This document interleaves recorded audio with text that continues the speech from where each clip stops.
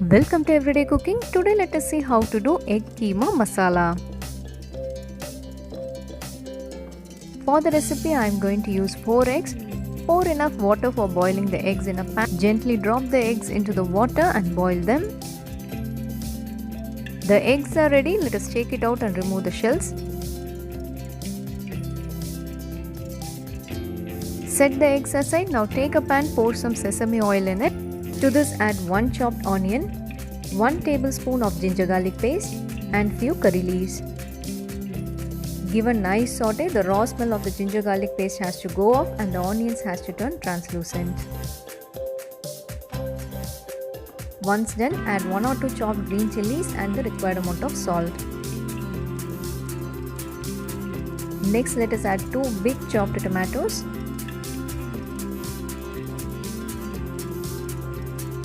Close this and cook until the tomatoes turn soft. You can see that the tomatoes are soft now. It is easy to mash. Now it's time for the masalas. Half a teaspoon of turmeric powder, 1 teaspoon of chilli powder and half a teaspoon of garam masala. You can even adjust the salt here. The masala is little glossy now. You can see that the oil has oozed out. At this stage you can add a quarter cup of water.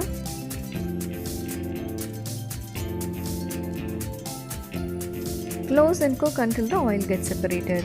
So here the oil got separated. At this stage we can add the boiled eggs. Grate and add them like this.